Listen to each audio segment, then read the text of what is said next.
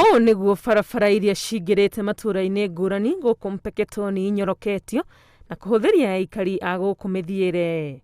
Gicunji kinene kia aikari guku makoragwo mari arimi a indo ta mbembe, matunda ona mbamba, na riu ni mahuthiirio murigo wa gutwara magetha mao thoko-ini.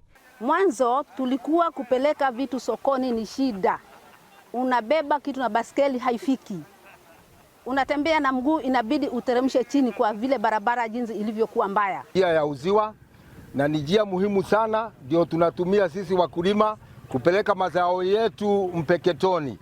Kwa kweli tumefurahia jambo hili la sisi kukumbukwa, tukatengenezewa njia hii. Kuna icigo nyingi guku Mpeketoni ni gukoragwo na mititu ekinae marahuthagira barabara ici thoku kuohia aikari na guthondekwo gwacio ni guteithĩtie hanene kugacĩrithia ugitĩri.